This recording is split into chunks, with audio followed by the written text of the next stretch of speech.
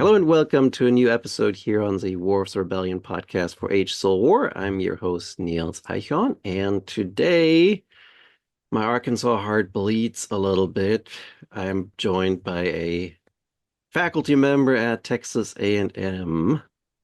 I have, make sure I get this all right, Shae Smith Cox with me. She is a newly baked assistant professor of history with a focus on public history at Texas A&M. She was previously at Nichols State in the great state of Louisiana. She also has a PhD in history from the University of Nevada, Las Vegas, where she worked, I would assume, with a great Western Civil War era historian. We'll have him on the podcast at some point. Mhm. We are going to talk today about her new book, which is, and I have it here as a LSU, I like the actual books to get, The Fabric of Civil War Society, Uniforms, Badges, and Flags, 1859 to 1939. So first of all, Shae, thank you so much for joining us today and being on the podcast and to talk about your book. Thank you so much for having me. So I told Shae before we started, when we corresponded, that I wanted to start today with a little anecdote to see what her reaction is. And for that, I have to say, like public historian speaking, I was in a public history graduate seminar at Georgia State a few years back when I was taking some classes after graduation with a PhD. And I had a material culture professor as the public historian teaching this introduction course. And she also was a postmodernist. And she made this interesting comment in class, whether it was to tease me or honest, I don't know, but I was curious what Shay's reaction to this is, that it would be impossible for us to know what Civil War uniforms actually looked like. Uh, n n no. How is it impossible? Well, she's a postmodernist, right? So she would assume that you can't know because every uniform would have been slightly different. Everything would have been a little like made in its own ways, customized. So you Okay. wouldn't be able to know for sure what each and everyone's uniform looked like. Each and every one, probably not, because we have to account for literally every homespun, every manufacturing, every stolen, discarded, weird dye job of a piece of uniform, or just indigenous people who customize their Mm. uniforms themselves, and African American people and how they had to switch types of uniforms. So each and every single one of them know, but we can get a pretty good idea as to what we think these things look like. That's what I saw too, but I didn't want to make a fuss in class at the time. I was a student after all. It's true. So origin of the book. I'm going to Mhm. turn this into a fun one too, because which came first? Chicken egg, right? Right. Did your interest start with Civil War uniforms, or did you collect Civil War uniforms and stuff before you st wrote the book?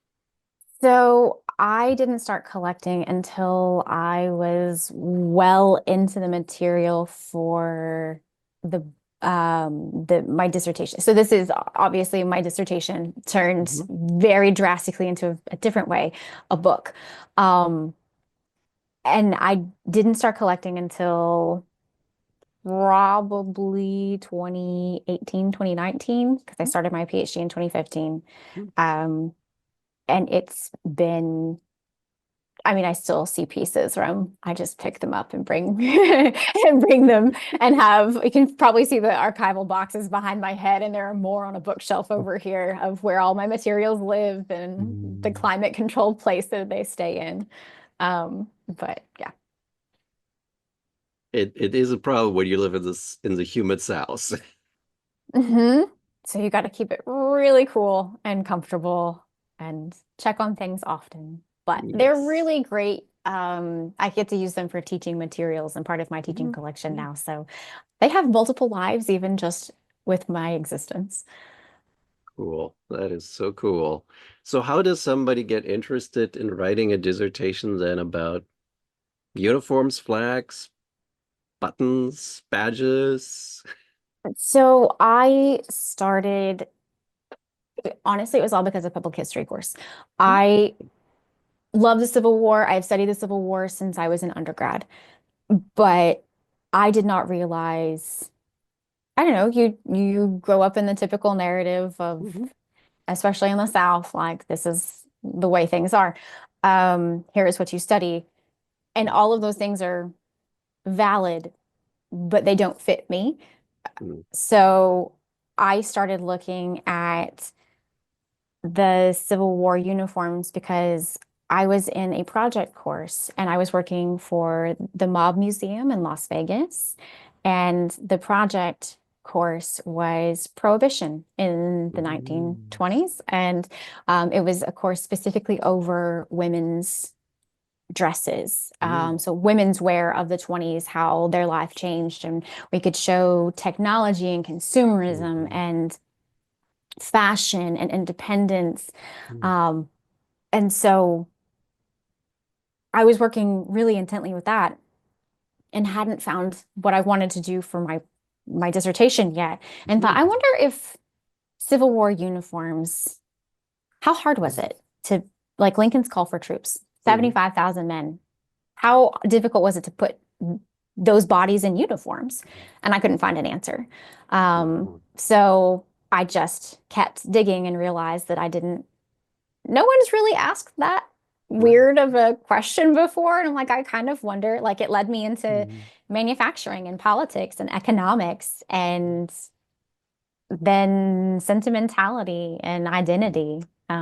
So that's a long answer to say public history No, that's and a cool. personal interest. Yeah, like I remember I had turned my U.S. survey course into a sort of public history focused course, and Mm, the 1920s Prohibition was sort of a tough one because there's so little public history, and actually mhm, Mob Museum was one thing I kind of briefly looked at if I could use it in some form. mhm. So that's cool. That's really cool. Well, thank you. Um, so man, there's so much in there. So it's a fascinating book, especially Thank you. considering material culture is such a understudied subject with regard to the Civil War, I would say. Mm, I mean, yes, I think that we've started making strides. Hmm. I mean, Joan Cashin Yeah. obviously is like foundational. You have to have Mhm. her. But with the other books in like war materials and objects of war, they kind of just kind of pave the way for the my book to be able to Mhm. happen. And the idea of how memory also, because I never planned to take it that far. I thought it was going to just be a Civil War Yeah. book.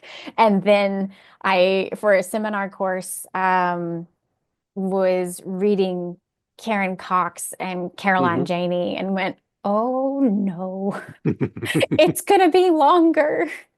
So, because of them as well, like I'm able to just keep the whole party going up until the 1930s. And you have to have a cutoff somewhere because obviously, but Right. 1939 seems like a pretty good place I to guess you could end have for done the now. movies.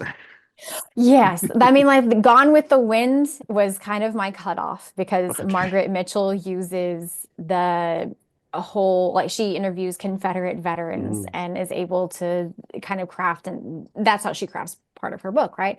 And so going with Gone with the Wind and that's really what ingrains in people's heads that Hmm. for all of its flaws and issues, that movie people still believe is iconic and classic. And whenever you watch it, you imagine that's what they looked like. But really, Hmm. what she's talking about are like veterans, veterans materials. So, Yeah, that sort of was a kind of question that I was having as I was reading your book, because you really clearly again and again point out that Confederate uniforms were not gray. They were various shades, various colors, sort of Mm, butternut being the kind of go-to usually that we use.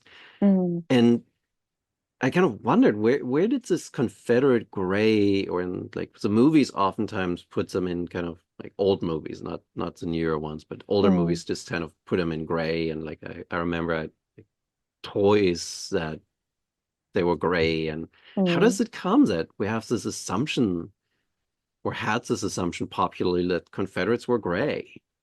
Well, that's what we're supposed to. Like, I mean, they were supposed to. No, It was supposed chosen to. to it was chosen to mock the cadet uniforms, and because in Mm, gray was a very simple economically efficient color of material to be able to get a hold of, and with the color and the weight of the cloth and the economics, it made a whole lot of sense, which is also why the US was wearing gray a whole lot of the time. It right. was the cheapest thing to outfit people in. And we, it's not until I think it's because they have these official manuals of Hmm. this is the color, this is where you purchase it, this is how it looks for both the US and the Confederacy. And whenever the you like there are so many deadly mix-ups and people go, oh no. We have to figure out a way to differentiate ourselves. And the US decides in, I think, September of 61 on an official blue, which their blues are not all the same either because you have multiple manufacturers. Um, that's when it becomes Confederate gray, but also how do you ensure neither one of them were prepared. You can't ensure that. There's no quality control here, especially with manufacturing whenever the Confederacy is having to get their material, most of it, from England. So they have it's what it's supposed to be. It's what is iconic. And then whenever the United Confederate Veterans create their own veterans uniforms, that is when again, it is officially noted. This is the same gray. This is what we're supposed to look like. And that's kind of how our memory works because we Hmm. forget what happens before. Yeah, yeah, exactly. And it's sort of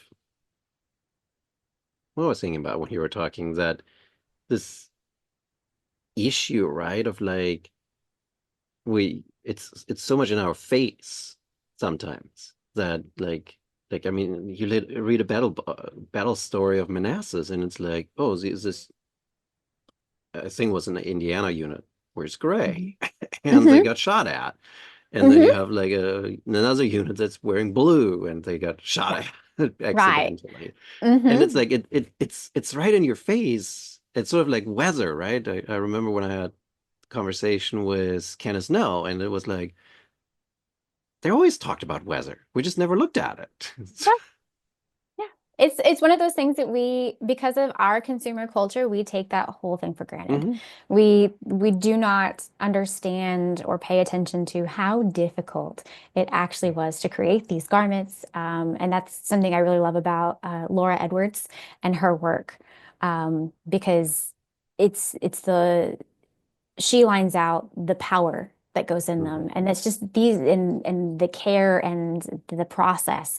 And that's just not something that our society thinks about anymore because we have such easily ready-made garments. Right. Yeah, yeah, no. So that leads me to another question that I wanted to know, considering you have uniforms there behind you, and there's Yeah. some that have survived in museums in various places. Hmm. How good a quality is it? Because I mean, you kind of have this image, right? Like, oh, the uniform fell apart on them after Sherman's march to the Carolinas because Hmm. it just they have been wearing it for weeks now and been on the march and fought and damaged stuff. So how durable is this uniform? Well, it depends on what stage in the war that you were talking about. So, one of Oh. my favorite stories is the shoddy uniforms for the US early on because Mm, um, you have all of these manufacturers and these clothiers who are scrambling for government contracts and they want mhm, the money because it's going to come. And what they really they're pushing for is to try to get these pieces out as fast as possible. Mm, And if they don't have the material or something falls through, they're literally sweeping up junk off of the floor and stitching it together and calling it good. And that is why I have a story in the book about this reporter who is at this camp and he cannot, for the life of him, figure out it's like 80 degrees outside and you've got your greatcoat on. mhm, Why do you right. have this coat on? And the soldiers admit that they're really embarrassed that their breeches are ripped. They have their holes and like you're gonna show something if you don't keep Right. your coat on. So whenever it is reported in the South that the North has shoddy uniforms, it's just this point of Mm, it's a laughing stock. And right. then other Northern clothiers are like, we don't do like they use that as a Mm, point of we don't do that. We're much better than that. And so as the war rolls on, the quality for the uniforms gets better, mm, and especially for the North. Um, but in the in the South, they do well. In we don't really hear stories of shoddy for them, but it's just a little bit of a different process because of where they get their stuff up front. mm, of course. Yeah. Yeah, makes sense. And I mean, it also depends on how active, I guess, your unit would have been during the conflict. Yes. And how long, because there are I firmly believe that quartermasters are the unsung heroes of a war because you have to figure out how the logistics and what you need and how to get it to Mhm, people and you check it out, you check it back in. That's what a lot of the materials were because it's mhm, like a 6 month policy or like a few months in a policy, and mhm, you have to go based on what's available in the season. And so some things that they were checking back in were in really bad shape. But it is because of constant wear, because you only have 2 to 3 sets of something, and what happens when mhm, it wears through? mhm. Do Yeah. you have the money to get any more? Hmm. Are you going to die in debt to the government for your materials? Yeah, that was fascinating that the soldiers actually had to pay for all the different aspects of their uniform, and I, I don't think it was quite dread that the stories that you described there of like the one soldier who's like, yeah, it's payday, but a lot of my money will go to the quartermaster for the uniform. hmm It's it's just something sad that they kind of accept.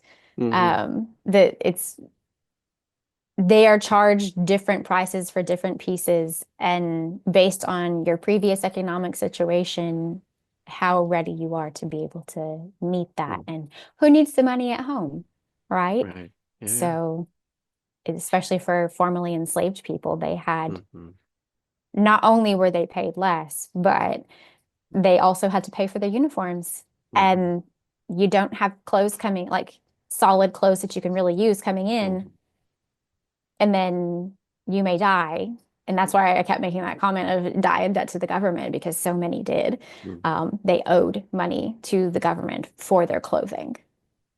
Well, they couldn't collect that debt at least. At least I couldn't collect that debt, but yes, it's one of those like, oh my goodness, you are making it impossible for people to survive.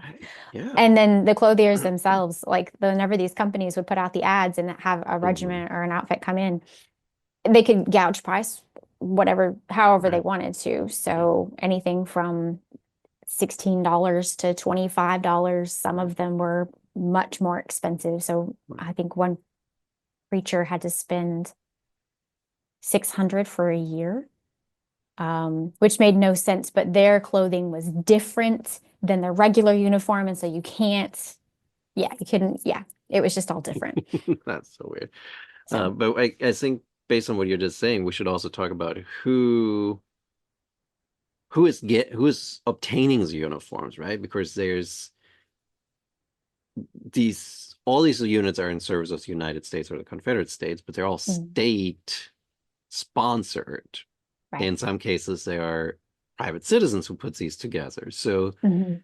how does that determine who obtains the uniforms, who kind of decides what they are looking like, what hats they wear, what color So pants, etc.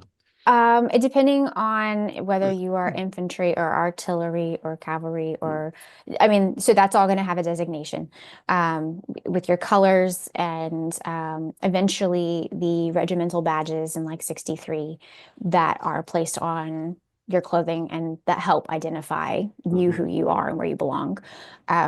But if people are trying to, I mean, there are societies or groups that will raise funds on both sides that raise funds to help create that. But until there's formal regulation, there's really not a whole. it- it's free game. You really can just kind of wear what you want. One of the fun things is that the Zouave uniforms they were given as prizes. So Right. you drill, you do a splendid job, you get a new set of uniforms, and you look great. Um, but how long do they hold up? Are they right for the weather? Um, yeah, there's the whole like previous military understanding of clothing also works its way in there. Um, one of the African American stories from a journal that I was reading, I mean a diary, I'm sorry, was that whenever those Zouaves uniforms got cast off and there was the official, everyone's going to wear hopefully this color and this shape. Mhm. Um, some of the soldiers, like the African American soldiers, ended up with those uniforms because they were checked back into service. And Oh, then what are they going to wear? And hand-me-downs. hand-me-downs, used hand-me-downs that are sometimes in good shape, sometimes not. Um, but also with that coloring, it's they complained of being a target. Hmm, that's interesting because I just So, finished the that new book on the Zouaves with Brown and Harrison, mhm. and they actually kind of seem to indicate more that it's a good thing. These uniforms were actually comfortable and helped protect you and all that. Flexibility. I mean, you Yeah, cannot beat the fact that you can do calisthenics in those uniforms. You can move right. around, you're not stiff. Um, but that coloring, Yeah, I mean red. some sources, yeah, red. Some sources say that it was definitely an issue Yeah, personally to people. spurs you on. Just Mhm. don't get shot. Yeah, don't get But shot. you did mention the kind of the feel of the uniform for sort of the environment. And I Mm. always remember that I took a group of students a few years ago to Vicksburg and we did Sayer's Approach. Hmm. Actually made them walk it up. And all of us Wow. were all were kind of summer clothes, obviously, and they were all exhausted. It was June. So it was Hmm. perfectly fitting right about the same time of year. Right. And I kind of told him, like, imagine now that you have to wear those heavy uniforms that the soldiers wore. Hmm. And your backpacks. Don't forget And your the stuff. backpack, yeah, and the muskets, and somebody Hmm. shooting at you. Hmm. Do that with all of this. It's They fascinating.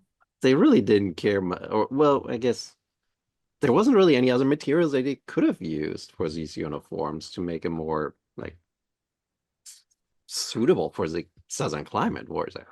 No, not really.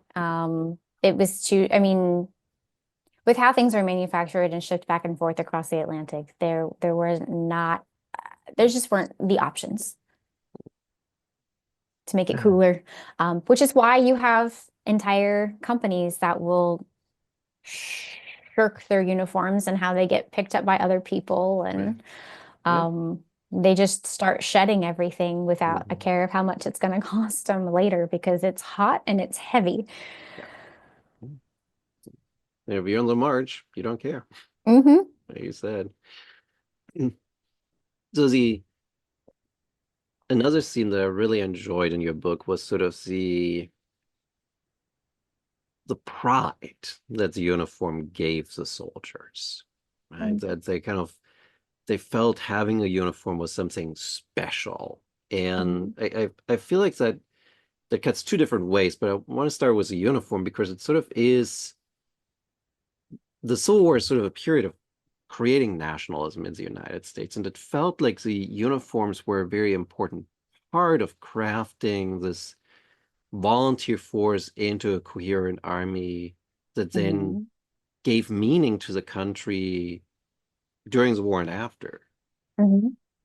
So, I mean, it kind of works both ways in both sides, Hmm. right? So, um, for the for the honestly for the Confederacy, like they spend over $1 million in the first few months of the war creating uniforms.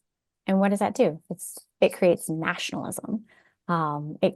It's not just patriotic sentiment, it is the Hmm. development of nationalism. And it I'm gonna say indoctrination, but Hmm. Yeah. I mean, but that's really what it is, right? So I call it it imagining a community. imagine, yes, we'll borrow that one.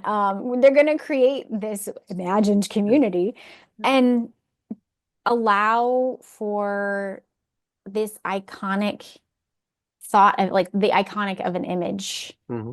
to like take hold, right? And again, that's how it's what it was supposed to be like. That's why we have this in our brains. That you're in gray and blue. Hmm. So it's used as a not only nationalism but identity crafting for an Hmm. individual. Right.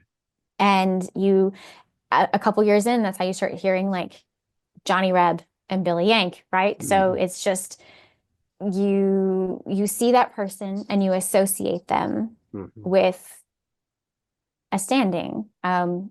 What we wear and what we put on our bodies says so much about who we are and what we believe. And they're literally wearing their politics on their person, Hmm. um, in many cases. So in the US, it kind of helps, but more so for I would argue for Native people, because it's that whole idea of community, Hmm. citizen, like the idea of citizenship, even though Hmm. citizenship is not offered.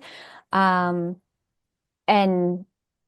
also for African American people, it's Hmm. that overwhelming transformation from I mean, especially for those who were formerly enslaved, there were very specific rules about enslaved people and what they could wear and what they could go out in public and what they could be seen in. And you transform from those things into a military uniform that's just like the white regiment. That Hmm. says a lot. It's not even I mean it's a physical transformation, but it's also a mental transformation. Yeah. Yeah, totally. And I need to keep in mind where I wanted to go.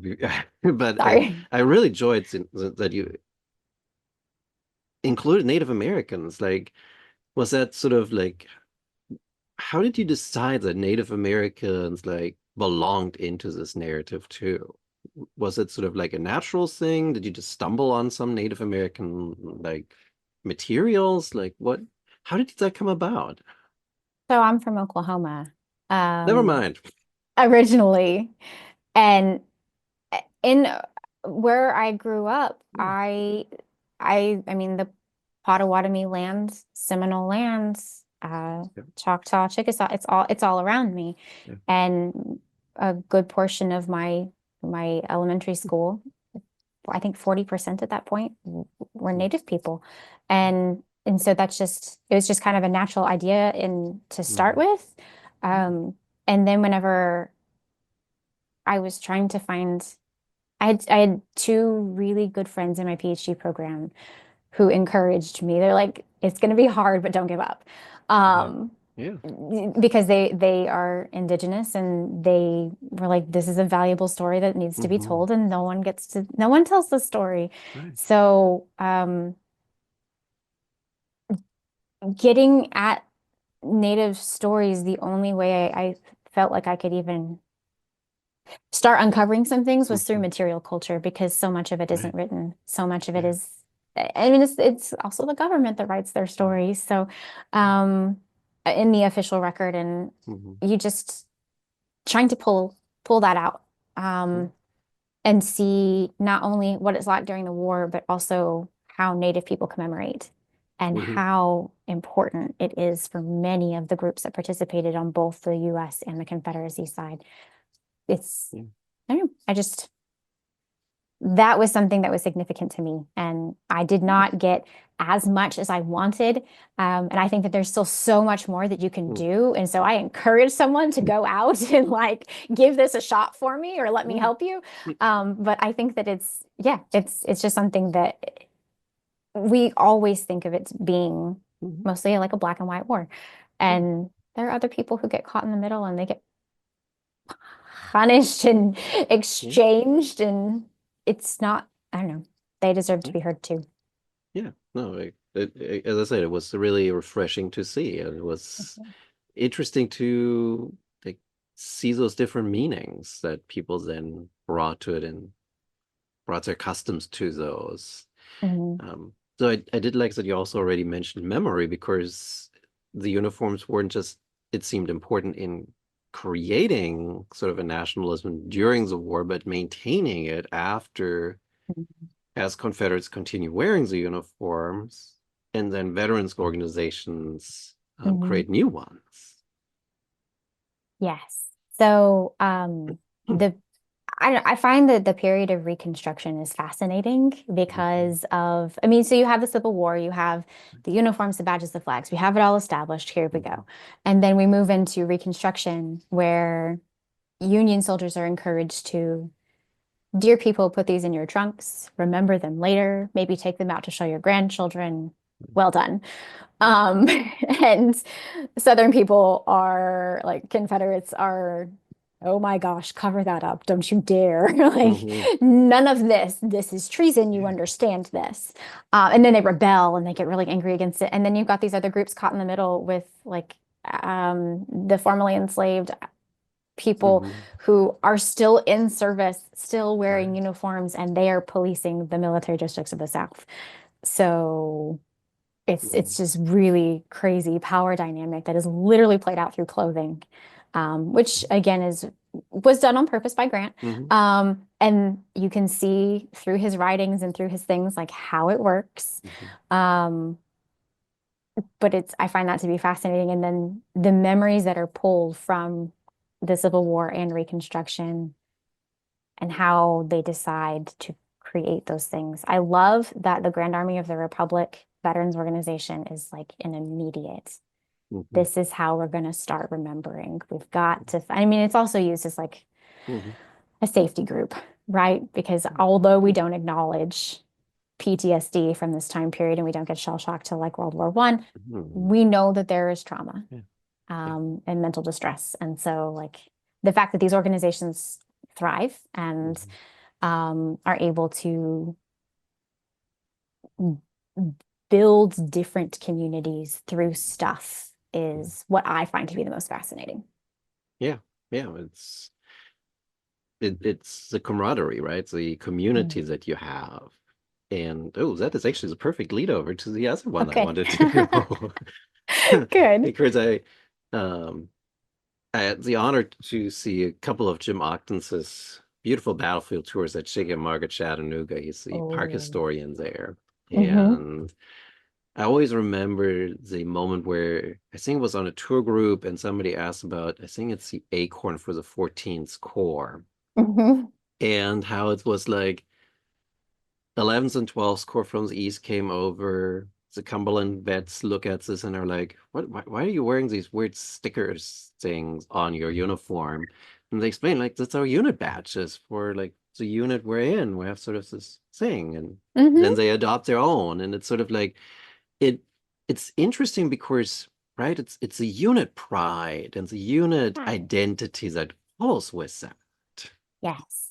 It's the once those regimental badges were created, it allows and then are carried over into the mem I like to call it the memory machine phase, because I really do view those four main organizations Hmm. as machines. Yeah. Um, but whenever we carry it over into that phase, it's the ability to keep that piece of you Hmm. and then to inspire others to create like that same type of thing is fascinating to me. How much does that also kind of help with sort of we used it earlier today. I've had to explain it to students, sort of the esprit de corps, right? It's a kind of mm, friendly rivalry within an army. How much does it help with that too? Um, well, I mean, it's friendly, right? Yeah, So yeah, yeah. and that's the nice part about it is that it is it's it's exciting for them to be able to have a distinction, but Hmm. also have a connection. So Hmm. you can see all of the groups that were from a specific battle, who fought at a specific place, and you can kind of whenever it comes to remembrances and the veterans badges, and Hmm. the other things that are created by the United Daughters of Confederacy or the Women's Relief Corps that go along with it. You can see how those symbols play through Hmm. and how they are able to distinguish each other and be like, Hmm. oh, well, this was your symbol and you were here. Yeah. So it helps. It's all connected. That makes sense. That, as you were talking was sort of the kind of badges for campaigns and battles, and Hmm. I kind of was taken back. I forget who's the author is, but the guy that wrote the book on Mexico, the Remembering the Mexican War. He's at Georgia Southern, and he noted that the United States never creates any medals for the war with Mexico, but Mexico creates like I think it's 7 or 8 medals for Hmm. different campaigns. So it was very unusual for the United States, sort of in the Anglo tradition, to do something like that. So we only have the Medal of Honor. How Hmm. much do sort of these veteran medals, badges, like you have like the like things like that, how much does that sort of stand in for the veterans as sort of recognition of their service? So for the veterans themselves, I mean, it's really the organizations as a whole, because we can't Hmm. forget the women. Um, they again, it's like, I mean, you're wearing your politics on your Hmm. body. Right. You have membership badges Hmm. for these organizations. Um, you pay for those badges. Hmm. You Yeah. are mustered, like especially for the GAR, you're mustered out based on Hmm. conduct. If you don't behave yourself, you don't get to stay. So what it means to wear the badges for the men is a little bit different. Um, I believe it's a little bit different than what it means for the women, because Hmm. the Women's Relief Corps and the United Daughters of the Confederacy create their own badges, and it is distinguished. Hmm. You don't get to you can only be in their badge and like be in their club and wear their badge if you did what they did, right? So it's like a Mean Girls, like you can't sit with us um issue. Yeah, I know it sounds crazy and it's No, it funny, doesn't. but I like work at a boarding school. but it is literally like a Mean Girls, you can't sit with us. Yeah. We need some, and that's their claim to fame, right? Like that's their recognition. They don't get uniforms. Yeah. They have to have that. And if they are at a parade and they look nice, but you've got this badge on, you know exactly where they Mhm. belong and what they stood for and what they still stand for. And that's literally for all of them. The veterans get to be a little less contentious about it, but the women sure don't. Unless, of course, it's that one UDC badge that gets faked, Counterfeited over counterfeited and there. over. So their membership Still is badge is fun. is is counterfeited constantly. But also the Southern Cross of Honor Mm. is counterfeited constantly, which we don't hear those same stories for a Grand Army of the Republic. It's kind of Oh. fascinating that you need this is what you want. This is what you need to have. Oh. It's interesting because I'm seeing sort of a Dombies book in that and sort of how many of these veterans fake it, Uh-huh. especially in later years, or like, oh, I'm faking my Confederate allegiance because I can get money out of it. It feels a lot like Hmm. that. It is a lot like that because it's that it is fake prestige or it is Yeah, fake honor. yeah. In certain circles, that means so much. And they continue to make those badges, especially the Southern Cross of Honor, I think through Vietnam. Um, they go a long way, Hmm. definitely through World War One and Two. I think the last one is Vietnam. Um, Can you spot a fake? uh, actually, if you put them out and like I can hold Hmm. them, yes. Especially well, Civil War ones Hmm. specifically, because oftentimes they're lighter. They're not made of the same material, and the printing of the wording is off. Oh, So like it's okay. askew enough. Yeah. Like I've seen enough real ones to I one of my favorite So things the about the this fakes this are too dissertation. perfect. The fa well, no, the fakes are the ones who are a little goofy. Like Okay. they're the ones that are skewed ever so slightly. Because Okay. the best part about my project was I not only was I in an archive, but I got to go spend time with curators and registrars Hmm. and to sit for hours in their collections and in their space and Right. have them show me piece after piece after piece. Hmm. And getting like those conversations and those relationships were invaluable. Like I Hmm. would not trade any of that for the world. Even the Grand Army of the Republic posts in like Lynn and Marblehead, Massachusetts, where I was literally just given free reign to this one post. And like Hmm. he spent 2 or 3 hours taking me around to all of the things and letting me like with gloves carefully like hold and see stuff. So it's yeah, no, it was very, very cool. But spotting fakes is now something I can start to do. All right. You have a TV shows that you can Pumped. do. Antiques Yeah. Roadshow for silver artifacts. Antiques Roadshow for Civil War artifacts. Wonderful. Now there's at least two more things I want to at least touch on today. Of course. And we could spend another hour, but you have an appointment with a museum. I do. So again, anecdotes. I distinctly remember like I was my first year, first summer out of PhD on the job in a job, and I decided to volunteer. I think it was the 4th of July at Andersonville in Georgia. It's the Andersonville National Historic Site for Oh, that cool. old Civil War Okay. prison. Nice.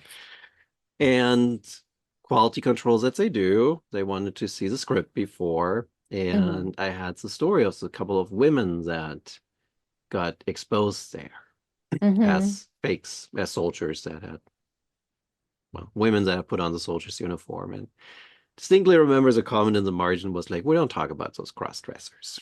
Oh, And it was kind of like, okay, that's fine. I don't want to. But I really found your section then extremely refreshing because there was one woman in particular that you said they didn't even figure out that she was. several women that they don't figure out. I mean, most of the Well, time they don't figure out that unless they are wounded or die that they were women, which is part of kind of me the is like, how can you be so oblivious? well, I mean, let's think about the size difference then, right? Hmm. So I am 5'3". Um, I'm I could probably I mean, I don't know, I'm getting older now, but like I could probably pass. If I like pull my hair, like if you cut your hair, if you Hmm. are going through the process of I mean, they're not eating super well, right? Right. So No, everyone is they're skinny. skinny. Yeah. Um, and you're just a smaller body type then Hmm. anyway. Um, if you are going through the entire process of being a Civil War soldier, then as long as you can hold those mannerisms and you Hmm. don't have to be undressed in front of anybody, you Hmm. can you could probably pass for quite some time. I mean, there are Hmm. women in there who pass for over a year, 18 months, 2 years, and are successful at it. Right. And the other thing that people rely on is other women who are in those positions to keep their secrets. Yes. For Yeah. entire groups of people to keep their secrets. And if Mm. you're yeah, it's the value system of that, especially whenever you don't figure out like if they start to rise through the ranks and you're just like, oh, you were a woman. Oops. And you get you are mustered out and discharged, then it is then there's some issues. But what is it? Sarah Edmondson is the only woman who was allowed in the GAR. Mm. And then yeah, for the Veterans Organization. And she passed for a while. Yeah. I mean, it was it's crazy to imagine, right? The horrors that you go through in the Civil War. Mm. Like I mean, death is constantly on you, Hmm. whether it's on the battlefield or from diseases in the camps, and that you're that patriotic, I guess, to say, yes, I'm going to do this. I mean, some of it is patriotic, right? Some of it is they follow their Yeah. husbands or their Yeah. boyfriends or their family members Yeah. into war. And that bond is not something Mm. to, I mean, be Mm. shirked or laughed at, I guess. So No. it's, I mean, and just their ability and the resolve that they have to be able to stay in those positions is fascinating. Yeah. I would love to see more on Hmm. that idea. They Fought Like Demons is like the one of the Yeah. last really good books Hmm. from that. But it's just to think of in those women's positions of how freeing it Hmm. must have been to be Yeah. able to not only be in that different type of clothing, but also Hmm. the social freedom that they would have Yeah. had to be able to walk that way. Yeah. And I would think in the current political environment, that would be a really important book to kind of put out there again, to kind of remind people Hmm. that for somebody else to write. For somebody else to write. Um, the other interesting one that I kind of was really drawn to as you explored this was Black Confederates, because it's such a contentious topic, and Um, all of the video materials, I think it was the first time I actually did a video interview was with Kevin before his hmm talk in the Atlanta History Center when he had just brought out Searching for Black Confederates. So hmm in part, where do you stand with it? Where do you change the narrative? So I felt the need to include that part in the Civil War portion of the book and also in the memory portion of the book, because I fall in their camp. I I mean what Kevin and then Adam Mhm. Dombey, it's it's sound scholarship. So in the actual Civil War, when the South got desperate enough, yeah, Mhm. sure, they're going to turn to this idea. Um, and my favorite part was you're going to drill people. So what are they going to like? I love the question, what are you going to wear? Mhm. And so the fact that it's like, well, do they wear cast-offs from Mhm. Confederates? What do they do with this material? And the deal Mhm. is we never get that far. We Yeah. never have any organized military body of Mhm. Black Confederates. Yeah. And I mean, that's where the conversation ends. That's where the Mhm. war falls apart. So there we go. But whenever it comes back in, what I love to follow and just found fascinating was the mental gymnastics that went into what the UDC and the UCV were willing to create, Mhm. fabricate, and Mhm. then accept and push Mhm. because you're literally fighting a war to preserve enslavement.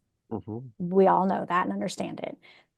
Number two, you you get so angry that there could possibly be a body servant that was on a battlefield and you will Mhm. deny anything to them. Right. You will barely acknowledge their presence. And then you start trotting out, like the third phase is you're trotting out formerly enslaved people Mhm.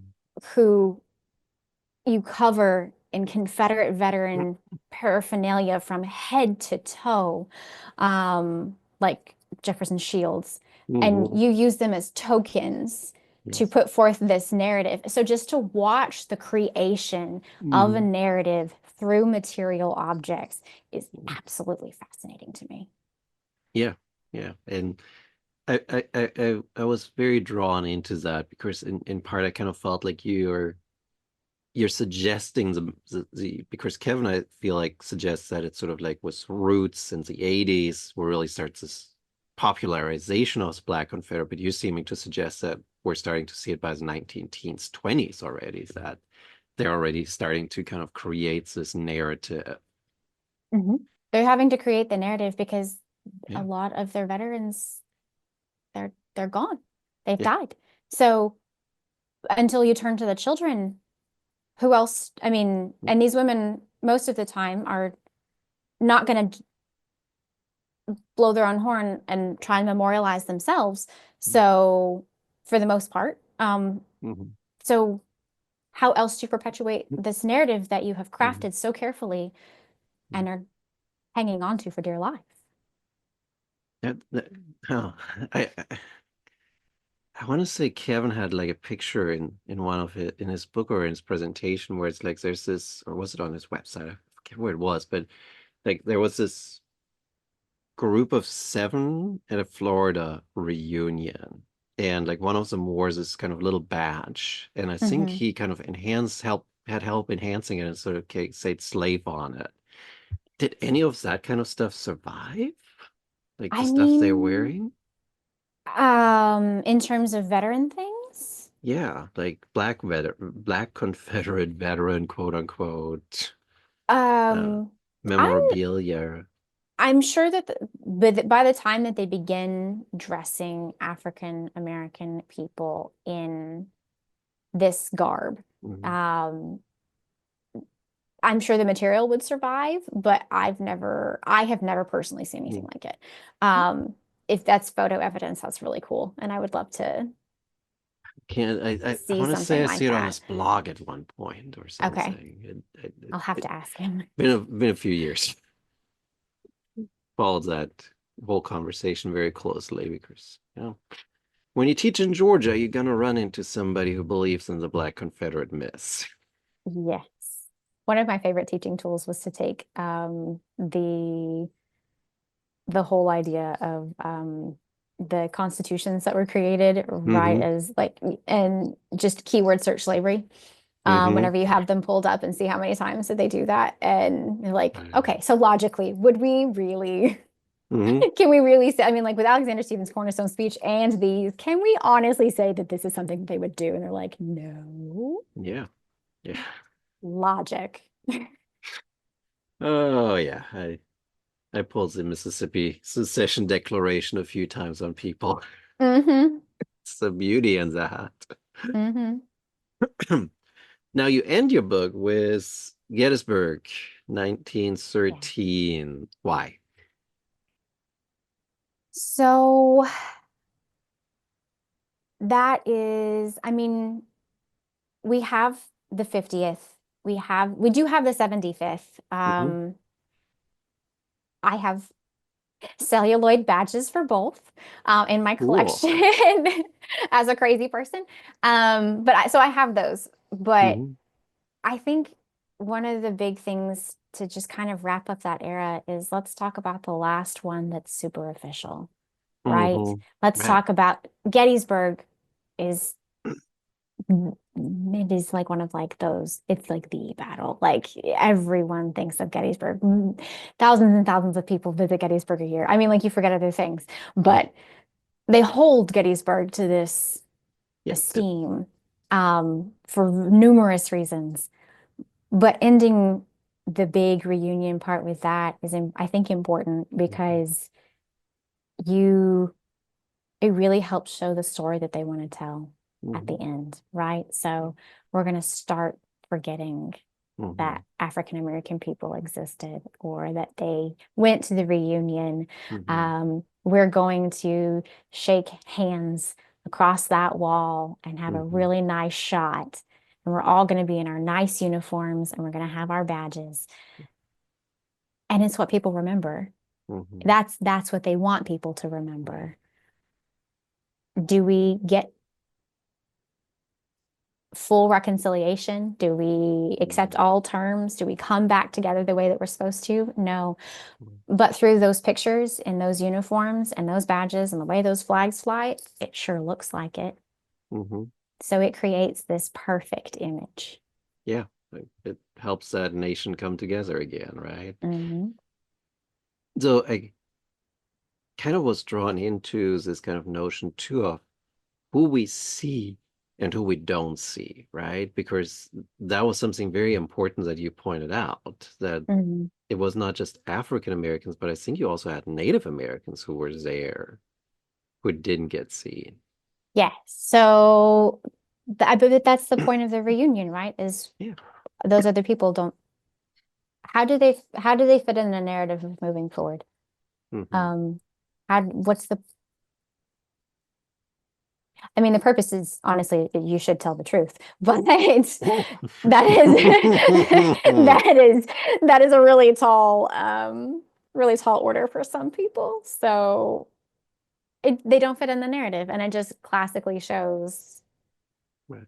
what we want to have happen. Hmm. Right. Though it also I remember I think it was Caroline Janey had made this comment at a conference one time that it's interesting that we have so many pictures of blue and gray reunions because they're so rare, and we don't have the regular reunions because they were all always happening. So Gettysburg is Hmm. sort of the perfect example in that, I guess. Hmm. It's propaganda. Yeah. It's this, like I said, it's just this really pretty piece that gets to happen, and it, I mean, it looks nice Hmm. and is palatable for the nation to be able to think, oh, okay, this is sure, we're going to be just fine. And Hmm. then World War One begins not very long afterwards. And yeah. Yeah. And wasn't that a mess? Where the shiny, colorful uniforms didn't help anyway. Nope. So as we get to the end here for today, because as we said earlier, already an appointment to go to, what what is your most favorite part of this material culture story? Like, is it favorite items that you have about the Civil War and Civil War fabrics, or is it like a story that's associated with something? Honestly, I think that it's getting to highlight voices that often get ignored. Mm, So, Native people, African mm, American people, women's work, that in the way that they contribute, not only through the war with everything that they do, but actually getting to see how people felt mm, and what they thought and acknowledge their mm, work and their humanity has been the most fascinating and rewarding mm, part of it because after the war, people commemorate, they remember, they try, and this is something that still we see the Confederate flag. We see, and we obviously keep our US flag, but we see these images and mm, kind of how it haunts our society. And we mm, haven't really fully reconciled from it, but you just mm, getting to, at least at the very minimum, getting to look at the stories that are often quieted. That's why I Hmm. love material culture is you can see so much, you can read items in various ways, and Hmm. they say a lot more than text in Yeah, some respects. yeah, yeah. I can see that. Um, Final question. I have to give that for to John Legg, since he in his earlier life was a reenactor, and Mhm. John very often pointed out to me when we were in museums that no, this is not right. This is a remade or Mhm. a replica item because the stitching is wrong. And Mhm. well, this reenactor is not doing it right because the stitching is machine sewed, not real. Mhm. Are you kind of like that too, that you can immediately see and spot when something is a replica or machine made versus handmade? I mean, for me, it takes me just a little while just because I want to be sure. But the, the I deeply respect all Mhm. of the effort. I am not someone who's crafty. I do not sew. And so in my head, how they were able to do that is just Mhm. it blows my mind. Even some of the replica things, whenever Mhm. they are done right, it's like, wow, you have talent. Mhm. Yeah. Yeah. Yes. I had to fix a sewing machine recently so that my wife could sew something. But Uh-huh. then I ended up sewing it. Well, there you go. Yes, so I know what you're saying very much. Um, but at this stage, you want to go to a museum and see some material culture at Texas A&M? Yes, I get to go visit the Corps of Cadets collection. Yes, that will be interesting. It I'm would almost be excited. like there should be a follow-up to kind of report on what they have. Yeah, I'm very excited. They have items going back for 100 years, so it's going to be neat. Yeah, it's too modern for me. I'd stick to the 19th century. Thank you very much. Well, I think that there are a couple that go back to the like late 1890s, but we'll see. I'm excited to see what they can get into. Yeah, well, that's the great part of it, right? Yep. So with that then, thank you so much. If you were interested in the book, I'll hold it up, but it will also be in that corner later or during the interview. The Fabric of Civil War Society, Uniforms, Badges, and Flags from LSU Press. So thank you so much for joining us, Shae. Thank you so much. It was a great conversation.